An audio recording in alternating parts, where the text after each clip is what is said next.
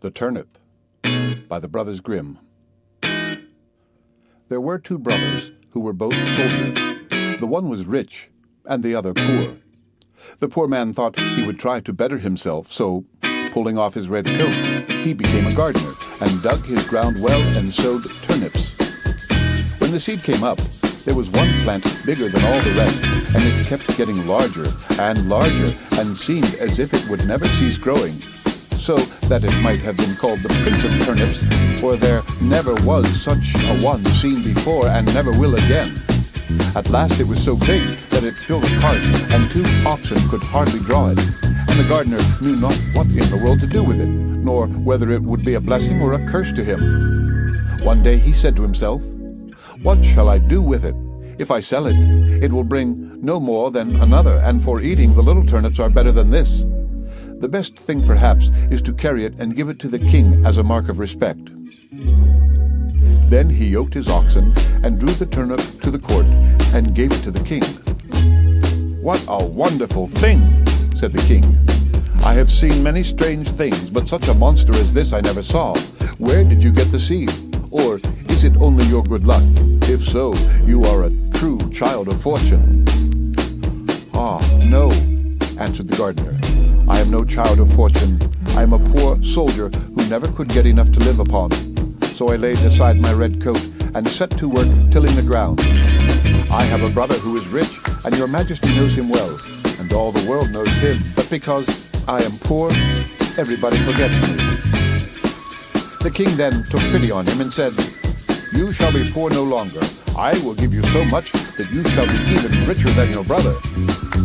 Then he gave him gold and lands and flocks, and made him so rich that his brother's fortune could not at all be compared with his. When the brother heard of all this, and how a turnip had made the gardener so rich, he envied him sorely, and bethought himself how he could contrive to get the same good fortune for himself. However, he determined to manage more cleverly than his brother, and got together a rich present of gold and fine horses for the king, and thought he must have a much larger gift in return, for if his brother had received so much for only a turnip, what must his present be worth? The king took the gift very graciously, and said he knew not what to give in return more valuable and wonderful than the great turnip. So the soldier was forced to put it into a cart and drag it home with him. When he reached home, he knew not upon whom to vent his rage and spite, and at length wicked thoughts came into his head, and he resolved to kill his brother. So he hired some villains to murder him, and having shown them where to lie in ambush, he went to his brother and said, "Dear brother, I have found a hidden treasure. Let us go and dig it up and share it between us." The other had no suspicions of his roguery, so they went out together, and as they were traveling along, the murderers rushed out upon him, bound him, and were going to hang him on a tree. But whilst they were getting all ready, they heard the trampling of a horse at a distance, which so frightened them that they pushed their prisoner neck and shoulders together into a sack, and swung him up by a cord to the tree, where they left him dangling and ran away. Meantime he worked and worked away till he made a hole large enough to put out his head. When the horseman came up, he proved to be a student, a merry fellow who was journeying along on his nag and singing as he went. As soon as the man in the sack saw him passing under the tree, he cried out, good morning to thee, my friend." The student looked about everywhere, and seeing no one and not knowing where the voice came from, cried out, "Who calls me?"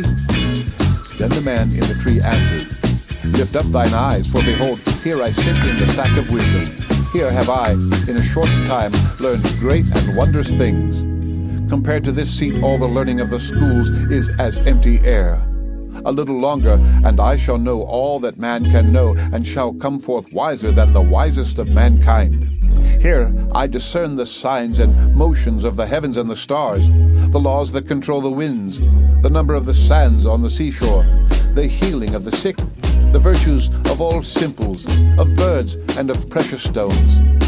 Wert thou but once here, my friend, thou wouldst feel and own the power of knowledge." The student listened to all this and wondered much.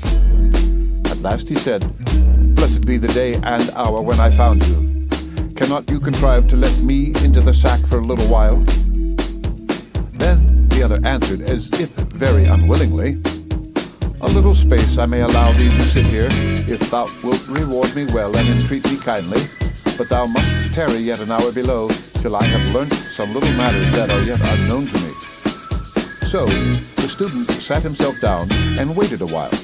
But the time hung heavy upon him, and he begged earnestly that he might assent forthwith, for his thirst for knowledge was great. Then the other pretended to give way and said, "Thou must let the sack of wisdom descend by untying yonder cord, and then thou shalt enter." So the student let him down, opened the sack, and set him free. "Now then," cried he, "let me ascend quickly." As he began to put himself into the sack, heels first. "Wait a while," said the gardener, "that is not the way." Then he pushed him in head first, tied up the sack, and soon swung up the searcher after wisdom, dangling in the air.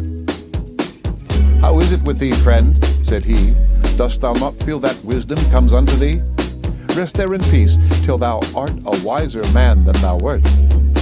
So saying, he trotted off on the student's nag, and left the poor fellow to gather wisdom till somebody should come and let him down. The end of The Turnip by the Brothers Grimm.